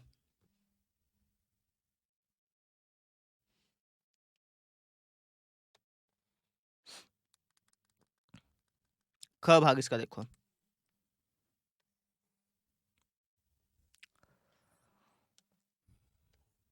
देखो जी, बोल क्या कि सिद्ध करो कि M square minus N square बराबर होता है 4 अंडर रूट एम एन के, अगर tangent theta plus sine theta M है और tangent theta minus sine theta N है, ठीक है। तो देखो जी, आपको tangent theta plus sine theta ये बराबर दे रखा है एम के, और tangent theta minus sine theta ये बराबर दे रखा है एन के, ठीक है। आपको ये प्रूफ करना है भाई, ये दोनों बराबर होते हैं, ऐसा प्रूफ करना है। तो लेफ्ट हैंड साइड ले लो पहले, तो आप लेफ्ट हैंड साइड क्या है, M square minus N square, है ना। इसके अंदर वैल्यू रख दो बस। एम की वैल्यू क्या है, एम की वैल्यू है ये, इसको रख दो। वैसे क्वेश्चन हो सकता है कि इस साल ना आए, है ना, लेकिन बाकी कह भी नहीं सकते ये, तो इसलिए हमने इसको कर लिया। एन क्या अपना, एन है ये, आसान है, मुश्किल नहीं है, आसान है, बस वैल्यू रखनी है और कुछ नहीं, सोल्व करना है बस, ठीक है जी, रख दिया। अब इसको सोल्व कर लो जितना कर सकते हो। तो ये हो गया तुम्हारा ए प्लस बी का होल स्क्वायर, ओपन कर लो। नहीं तो एक काम कर सकते थे, ये एक प्रकार से बन रहा है ए स्क्वायर माइनस बी स्क्वायर ना, ए प्लस बी ए माइनस बी कर सकते हैं। हाँ वैसे कर लो, चाहे तुम्हारी मर्जी है, ओपन ही कर लो चाहे। तो हो जाएगा A square plus B square plus में 2ab, यहाँ पर क्या हो जाएगा, ये A square plus B square minus 2ab, ठीक है। अब ये हो जाएगा तुम्हारा टेंजेंट स्क्वायर थीटा प्लस में साइन स्क्वायर थीटा प्लस में 2 tangent theta sine theta minus tangent square theta minus sine square theta minus minus plus 2 tangent theta sine theta. समझ में आ गई। अब कटेंगे सारे के सारे, ये कट गया, ये कट गया, ये जुड़ जाएगा, तुम्हारा हो जाएगा 4 टेंजेंट थीटा साइन थीटा। ये तो तुमने लेफ्ट हैंड साइड को सोल्व किया, इसको थोड़ा सा छोटा कर देते हैं और सरका देते हैं इसको थोड़ा सा साइड में। अब राइट हैंड साइड सोल्व कर लेंगे अपन, काफ़ी है इतना। लो जी, ये तो हो गया तुम्हारा लेफ्ट हैंड साइड, ठीक है। अब ले लो जी तुम राइट हैंड साइड,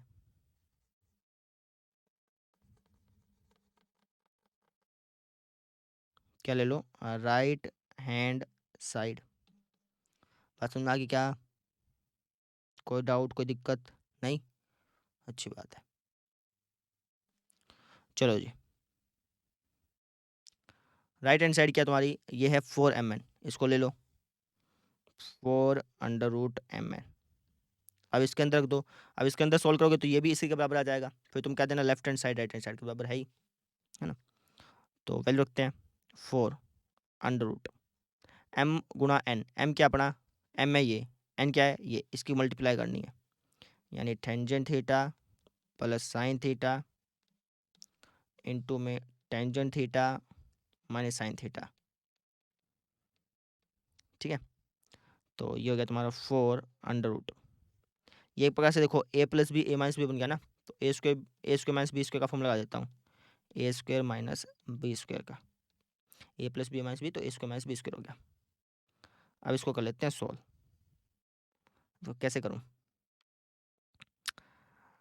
तो भैया जी इसको कैसे करेंगे, हमें ऐसा ऐसा बनाना है ना, 4 टेंजेंट थीटा साइन थीटा ना।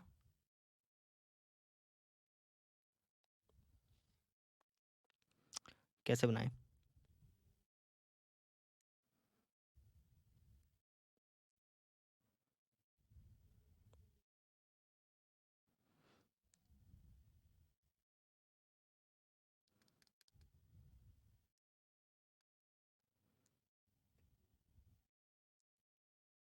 आइडेंटिटी यूज करें। मेन काम है कि अपना रूट तोड़ना है। ये रूट कैसे तोड़े? ये रूट खत्म होना चाहिए। रूट को खत्म करने के लिए कुछ ना कुछ तिगड़मबाजी करनी पड़ेगी।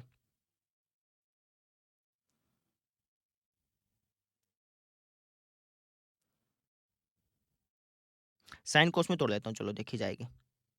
Sign square theta by cos square theta minus sine square theta. ठीक है, ये हो गया 4 अंडर रूट। अब कई कह सकते हैं सर यहाँ से स्क्वायर ऐसे रूट ऐसे नहीं कटेगा, प्रॉपर होना चाहिए, पूरे का पूरा रूट वो होना चाहिए, स्क्वायर होना चाहिए, फिर कटेगा रूट। तो एलसीएम आ गया कोस स्क्वायर थीटा। यहाँ पे हो गया sign square theta minus sine square theta cos theta, कोस स्क्वायर थीटा। ठीक है,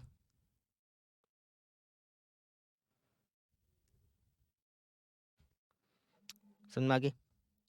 अब ये हो गया 4 अंडर रूट। ऊपर वाले में से साइन स्क्वायर थीटा कॉमन ले लिया। ठीक है, तो यहाँ पे हो गया 1 माइनस कोस स्क्वायर थीटा। आ गया आंसर, आ गया, हो गया हो गया। देखो कैसे, यहाँ तो बात समझ में आ गई क्या? पहले ये देखो, आ गई। ठीक है, अब ये हो गया 4 under root. Sine square theta by cos square theta होता है tangent square theta. 1 minus cos square theta होता है साइन स्क्वायर थीटा। समझ में आ गई? ये इसके भाग में हो गया ना, तो टेंजेंट स्क्वायर थीटा। और 1 माइनस कोस स्क्वायर थीटा होता है साइन स्क्वायर थीटा। अब यहाँ पे मान लो प्लस का निशान होता तो कोस स्क्वायर थीटा इसके भाग में आता, इसके भाग में आता, लेकिन यहाँ पे गुणा का निशान है तो एक के भाग में जाता है। ठीक है, अब यहाँ पे दोनों के पास स्क्वायर आ गया ना, अब इसको स्क्वायर से रूट कट जाएगा। इसको तुम लिख सकते हो टेंजेंट थीटा इंटू में साइन थीटा का होल स्क्वायर, ऐसे लिख सकते हो, ब्रैकेट मत लगाओ, बस ऐसे लिख सकते हो। ठीक है, अब स्क्वायर से रूट अब कट जाएगा, ये हो जाएगा 4 टेंजेंट थीटा साइन थीटा। मेरी बात समझ में आ गई क्या? ठीक है, ऐसे, ये देखो ऐसे। अब तुमने क्या देखा कि लेफ्ट हैंड साइड में भी ये आ रहा था, राइट हैंड साइड में भी ये आ रहा था, तो लिख दो अतः लेफ्ट हैंड साइड बराबर है राइट हैंड साइड के। हो गया आपका आंसर। ठीक है ना, आपने प्रूफ कर दिया ना कि भाई ये जो है M square minus N square जो है वो 4 एम एन के बराबर है, क्योंकि M square minus N square को सोल्व किया तो ये आया, और 4 इंटू 4 रूट एम एन को सोल्व किया तो ये आया, दोनों सेम आ रहे ना, इसलिए दोनों बराबर है। ऐसे करना था, कर लेंगे। अब आ जाओ जी अगले क्वेश्चन पे, ग भाग इसका।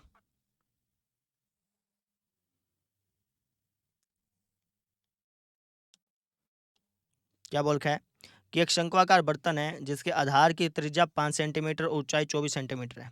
एक शंक्वाकार बर्तन बना लेते हैं, मान लो ये शंक्वाकार बर्तन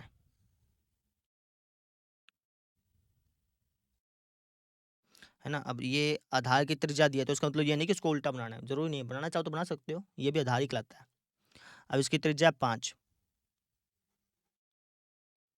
ठीक है, इसकी ऊंचाई है 24।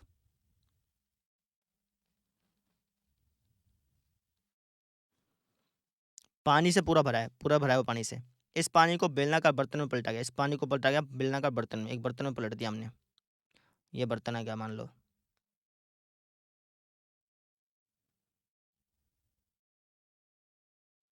ये अपना बर्तन हो गया। और इसके अंदर जो पानी है ना, शंकु के अंदर जो पानी है, इसको मैंने पकड़ा और ऐसे ऐसे उल्टा करके इसके अंदर पूरा पूरा भर दिया। इस पानी को एक बेलनाकार बर्तन में पलटा गया। इसके आधार की त्रिज्या है 10। ये जो पानी बेलनाकार बर्तन है इसकी त्रिज्या है 10। ठीक है, पानी की ऊंचाई ज्ञात करनी है। भाई जब मैंने ये पानी को यहाँ पे भरा तो इसकी ऊंचाई, जैसे मान लो पानी यहाँ तक भर गया, मान लो पानी यहाँ तक भर गया लेट से, है ना, तो ये जो पानी की ऊंचाई ना ये हमें ज्ञात करनी है। आसान है, मुश्किल नहीं है, आसान है। कैसे ज्ञात करेंगे? देखो, इसको मैं H2 मान लेता हूँ, इसको H1 मान लूंगा ना, तो इस H2 की लेंथ कैसे पता करेंगे? तो इस शंकु के अंदर जितना पानी था वही सारा का सारा पानी इसके अंदर गया, मतलब शंकु का पानी बराबर हो गया बेलन के पानी के। लिख देते हैं। तो यहाँ पे लिख देता हूँ शंकु के शंकु का आयतन लिख दो। शंकु का आयतन, शंकु का आयतन, जो शंकु का आयतन है जो पानी से भरा हुआ है, ये बराबर होगा किसके? बेलनाकार पानी के आयतन के। बेलनाकार पानी का आयतन, बेलन के अंदर जितना पानी है उसी के आयतन के बराबर होगा। बात समझ में आ गई? ठीक है, अब देखो जी आगे। शंकु के आयतन का फॉर्मूला होता है 1/3 पाई आर स्क्वायर एच। इसको R1 और H1 मान लेता हूँ। बेलन के आयतन का फॉर्मूला होता है पाई आर स्क्वायर एच। जो इसके अंदर पानी वही तो बेलन की शेप का है, पाई आर स्क्वायर एच। इसको R2H2 मान लेता हूँ। पाई से पाई तो कट गया, ये हो गया 1/3। इसकी त्रिज्या कितनी है? 5 गुणा 5 गुणा ऊंचाई कितनी है? 24। इसकी त्रिज्या 10 गुणा 10, इसकी ऊंचाई पता नहीं, H2 का H2। अब एक प्रकार से आप ऐसे कर सकते हो, 3 अट्ठा 24, 8 पंजा 40, 4 पंजा 20, 2000 हो गया, बराबर हो गया यहाँ पे 10 दाएं 100 गुणा H2। 100 भाग में ले जाओ तो क्या 200, 2000 बटा में 100 बराबर H2। डबल जीरो से डबल जीरो कट गई, यानी H2 की वैल्यू आ गई 20 मीटर। समझ में आ गई? H2 की वैल्यू कितनी आ गई? 20 मीटर। मतलब इसकी ऊंचाई जो है ना ये 20 मीटर है, ये कहने का मतलब हो गया। बात समझ में आ गई? अब यहाँ लिखो डिटेल। डिटेल में क्या लिखोगे? तुम शंकु की डिटेल लिखोगे, बेलन की डिटेल लिखोगे, है ना? तो सबसे पहले शंकु की लिख दो। शंकु की त्रिज्या, इसको हमने R1 माना है, ये कितना है अपना? 5। फिर शंकु की ऊंचाई लिख दो उठा के, इसको हमने H1 माना है, ये कितना है अपना? 24, है ना? फिर बेलन की लिख दो डिटेल। बेलन की त्रिज्या, इसको हमने R2 माना है, ये कितना है? 10 सेंटीमीटर। फिर बेलन की ऊंचाई लिख दो, H2 माना है, ये कितना है? ये तो हमें पता नहीं था। तो इस तरीके से हमने इसको प्रॉपर्ली सॉल्व करना है। बात समझ में आ गई? आंसर चेक कर लेते हैं भाई, क्या आंसर ठीक ना हुआ तो फिर क्या करेंगे? बेलनाकार बर्तन की ऊंचाई है जी 2 सेंटीमीटर। मिस्टेक कर दी, 2 आएगा। कैसे आएगा बताता हूँ। 8 पंजे 40, 4 पंजा 20, 200 होता है। मैंने कर दिया 2000, गलती हो गई थी। 200, ये भी 200 कट के कितना आ गया? डबल जीरो से डबल जीरो कट गई तो 2 ही आ गया। बस में आ गई क्या? ठीक है, चलो समझ गए। चलो जी, अब आ जाओ अगले क्वेश्चन पे। पिछले वाले का आंसर ठीक था। एक्स 14 ही तो आई थी अपनी, नहीं आई थी? देख लेते हैं, ध्यान नहीं है तो। अच्छा ये तो left hand side right hand side का था, उसके लिए 14 ही आई होगी। 14 सेंटीमीटर किसका आया? 5वें का घ भाग आया, उसकी तो वही आई थी। ठीक है, अब आ जाओ इसका घ भाग पे।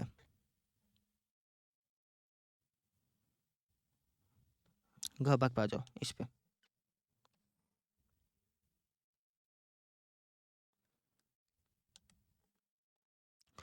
बोला कि एक भिन्न 1/3 हो जाती है जब इसके अंश में से 1 घटाया जाता है, और 1/4 हो जाती है जब इसके हर में 8 जोड़ा जाता है। भिन्न ज्ञात करो। तो इसको करने के 2-3 तरीके हैं, आज दूसरी तरीके से करते हैं। हम क्या देंगे? माना भिन्न, भिन्न को ही मान लेंगे x/y।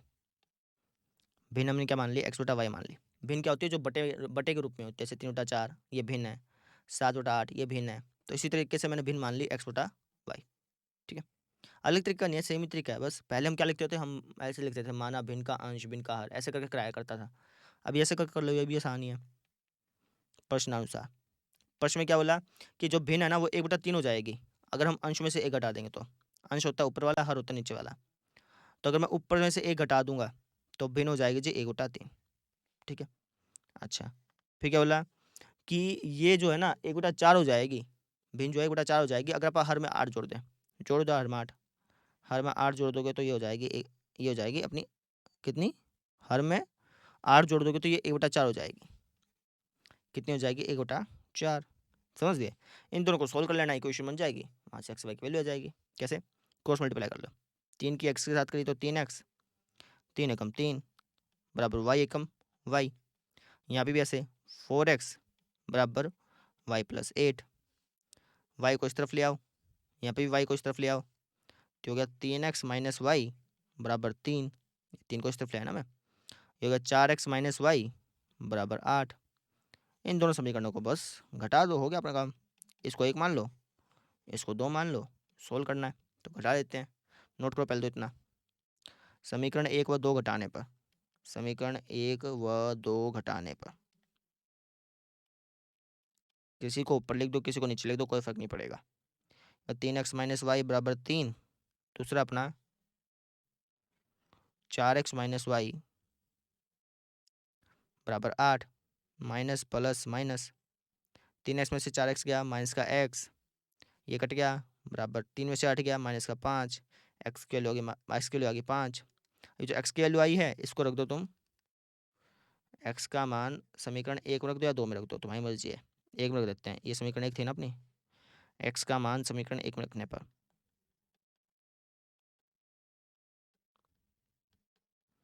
समीकरण 1 क्या है आपकी, ये जी 3x माइनस वाई बराबर 3, तो 3 इंटू 5 माइनस वाई बराबर 3, 3 पंजे 15 माइनस वाई बराबर 3, 15 को उससे ट्रांसफर कर दो, माइनस का वाई बराबर आ गया 3 माइनस का 15, माइनस का वाई बराबर आ गया माइनस का 12, वाई की वैल्यू आ गई 12, बात समझ में आ गई। एक्स की वैल्यू कितनी आ गई 5, वाई की वैल्यू कितनी आ गई 12, यानी भिन्न क्या हो गया अपना 5/12, लिख दो। तो यहाँ लिख देता हूँ, तो भिन्न हो गई हमारी 5/12, आसानी थी, ठीक है, ऐसे करना था। लो जी, स्क्रीनशॉट लेना स्क्रीनशॉट ले लो, लिखना है लिख लो। अब देखो आप अगले क्वेश्चन का, 7वां क्वेश्चन, फाइनल क्वेश्चन आ गया, ठीक है। अब इसको मैं बता देता हूँ पहले मैं आपको, इसके 2 भाग है ना, क और ख, तो मैं आपको क के दोनों पार्ट कराऊंगा, ख भाग नहीं कराऊंगा, क्योंकि ख के अंदर रचना वाला पार्ट है, ठीक है।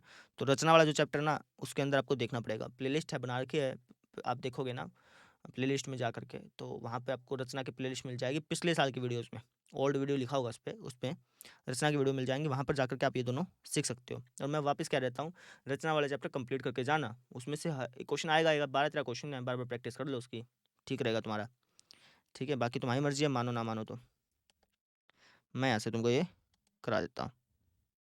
7वें का क भाग, चलिए जी,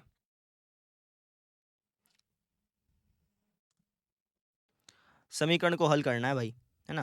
अब ये समीकरण सिर्फ इतनी है, इसको भूल जाया करो तुम लास्ट वाली चीज़ को, इसका मतलब आएगा लेकिन अभी नहीं है, बाद में आएगा, जब आएगा मतलब 11वीं क्लास में सीखोगे, जब सीखोगे तब बता देंगे, ठीक है। वैसे बता देगा इसका मतलब, लेकिन क्योंकि एग्ज़ाम टाइम है तो क्वेश्चन पे ध्यान देते हैं, कंसेप्ट पे थोड़ा सा नहीं देते, ठीक है ना। कंसेप्ट तो सारे साल समझाया ही है।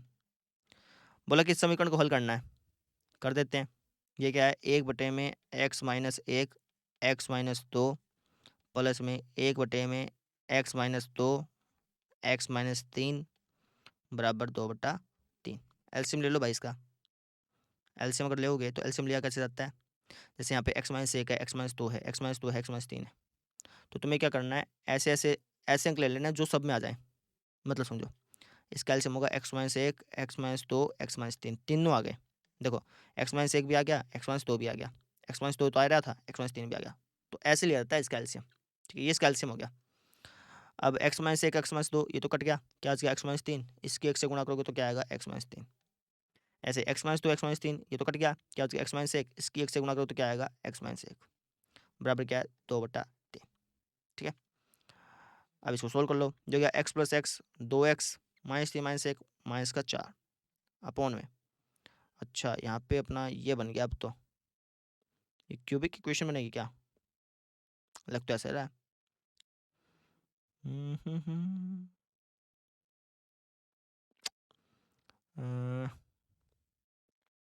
लेंथी जुगाड़ में पड़ेगा इसका, लगता है नहीं लेंथी नहीं पड़ेगा, ठीक है। अब समझ गया मैं, ऐसे लग तो रहा था कि क्यूबिक इक्वेशन बनेगी फिर ज़्यादा लेंथी पड़ जाता है, लेकिन लेंथी पड़ेगा नहीं। कैसे, ऊपर वाले में से 2 कॉमन ले लो, अंदर बच जाएगा x-2 और नीचे क्या है x-1 x-2 और x-3 बराबर 2/3। अब x-2 से x-2 कट गया ना, अब आसान पड़ेगा, थोड़ा सा इसको लिख लो भैया साथ साथ, फिर नीचे चलते जाएंगे ना अपन। ये हो गया अपना 2 बाय में, ये हो गया x-1, x-3 बराबर 2/3, है ना। अब इसको सोल्व कर लो, इतना लिख लो पहले तक भाई, लिख लिया।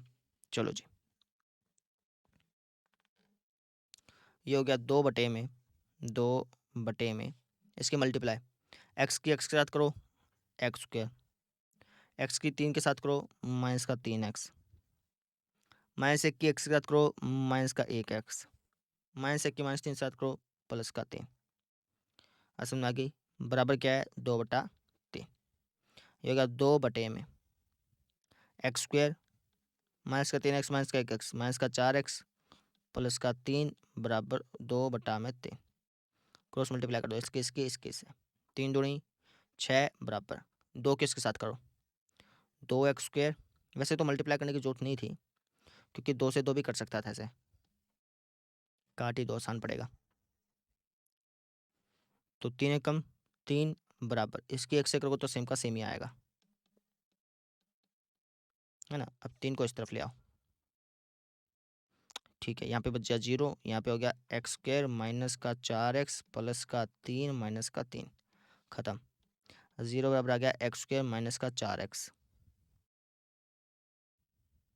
ठीक करा है ना मैंने, ठीक है। अब 0 बराबर इसमें से x कॉमन ले लो, यहाँ हो गया x -4 ऐसा। तो ये हो सकता है कि भी x के लिए 0 हो सकता है कि x के लिए 0 हो, या फिर हो सकता है कि x -4 बराबर 0 हो, समझ गए। x इंटू x -4 बराबर 0 ना, इसका मतलब या तो x 0 होगा या फिर ये 0 होगा। तो x के लिए यहाँ पे आ गई 4, तो x के लिए 4 भी हो सकती है और 0 भी हो सकती है। अब यहाँ पे जो देर खत्म है उसके अकॉर्डिंग देखते हैं, 1 2 3 नहीं हो सकती ना, ठीक है।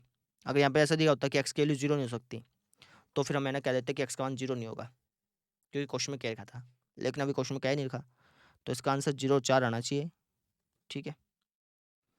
ठीक है, समझ में आ गई। अब कई स्टूडेंट करते हैं क्या, यहाँ पे मिस्टेक करते हैं, बताता हूँ क्या करते हैं।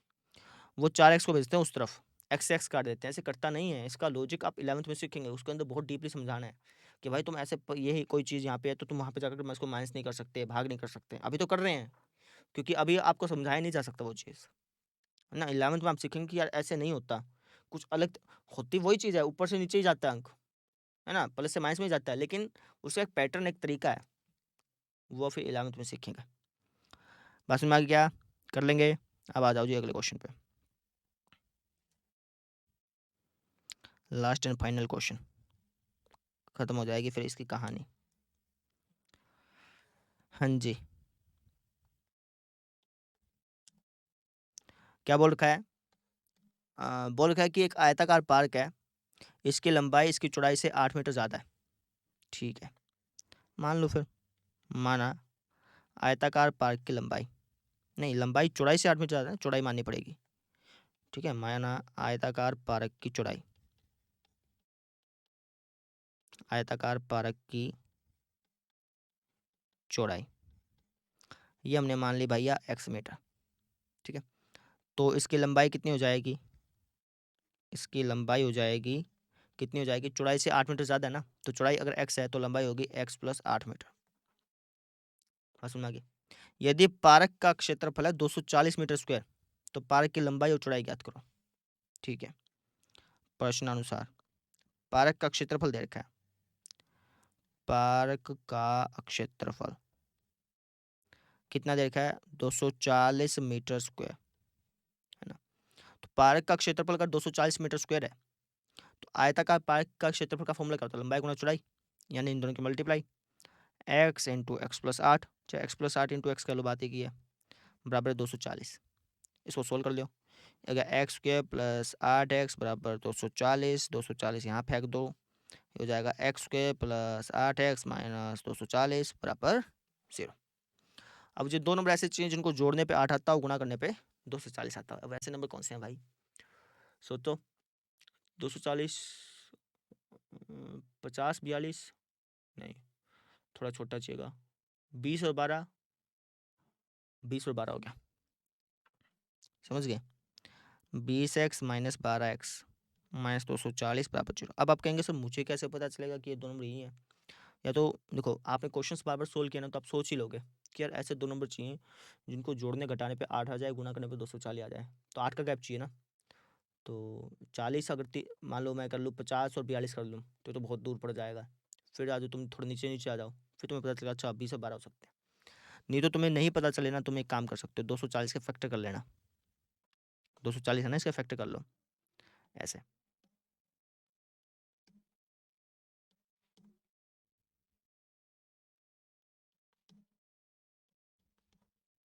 कर लिए। अब यहाँ पे तुम्हें जोड़े बनाने हैं, कोई 2 अंक चाहिए ना, तो तुम्हें 2 जोड़े बनाने हैं। जैसे मान लो तुमने इसका एक जोड़ा बना दिया, ठीक है, और एक इसका जोड़ा बना दिया। अभी 5 थे 15, 15 थे 45, 2 दूनी 4, 4 दूनी 8। 45 और 8 की मल्टीप्लाई करोगे तो 240 आएगा, लेकिन 45 और 8 को घटाने पर 8 नहीं आ रहा, यानी ये जोड़ा किसी काम का नहीं है। समझा कि कोई और जोड़ा बनाते हैं, मान लो इसका बना लिया है ना, और एक इन तीनों का बना लिया, इन तीनों का। अभी हो जाएगा 3 दूनी 6, 6 दूनी 8, 3 दूनी 6, 6 दूनी 12, और 5 ये 15, 15 दूनी 30। ये भी नहीं हुआ ना, 5 थी 15, कुछ गलती नहीं कर दी?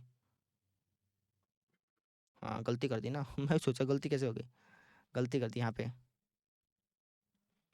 गलती कर दी। ये 2 था, 2 ही बनाया था मैंने भी, 2 के 15, ठीक है।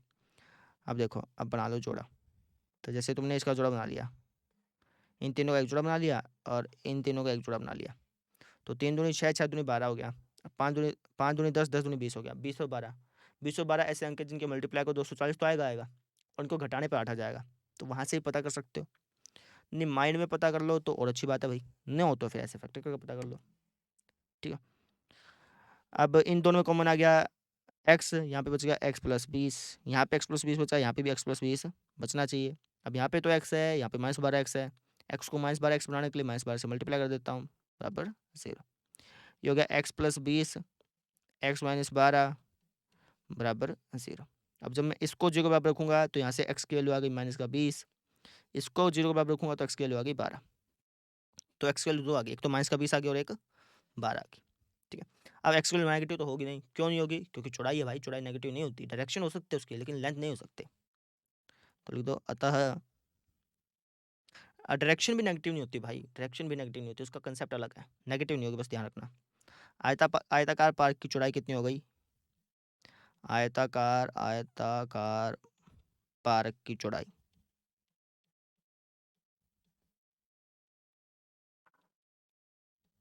ये हो गई भाई हमारा 12 मीटर। एक्स की वैल्यू 12 है ना, 12 मीटर होगी। और इसकी लंबाई देख लो, अब इसकी लंबाई ये होगी अपनी 12 × 20 मीटर। हो गया काम तमाम, हो गया काम तमाम, ठीक है। तो इस तरीके से तुमने आंसर निकाल लिया। आंसर मैच कर लेते हैं भाई, सही भी है कि गलत है? सही है, बिल्कुल सही है। इस तरीके से हमने कर लिया भैया सैम्पल पेपर 1, सेट 1 कर लिया। कल हम करेंगे सेट 2 2019 का। कल मिलते हैं फिर, थैंक यू।